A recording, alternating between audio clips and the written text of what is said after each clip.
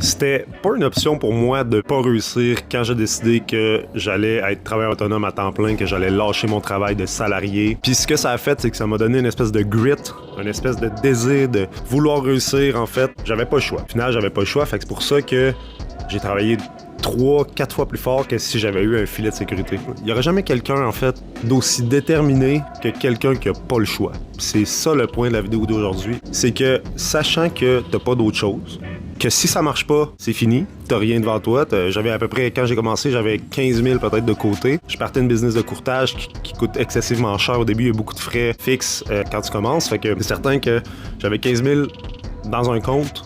Puis il fallait que je fasse attention. Mais j'aimais mieux me dire, j'aime mieux faire beaucoup plus d'argent puis travailler encore plus fort pour avoir de l'argent puis pas me soucier de ça, du fait que j'ai juste 15 000, puis de l'utiliser vraiment juste comme sécurité, que l'inverse, puis m'asseoir un peu sur ce 15 000-là, ou de m'asseoir sur mon premier contrat, ou de m'asseoir sur ce que j'avais, ou whatever, parce que dès que tu as un filet, ça t'empêche d'être à ton plein potentiel, bien, déterminé à 100% puis à faire qu'est-ce que tu dois faire. Fait que tu vas toujours te trouver des excuses pour pas faire qu'est-ce que tu dois faire en te disant « Ah, ben, j'ai une job. Ah, c'est un sideline. » Si tu divises ton temps 50% dans quelque chose, 50% dans l'autre chose, t'auras jamais 100% dans aucune des deux sphères.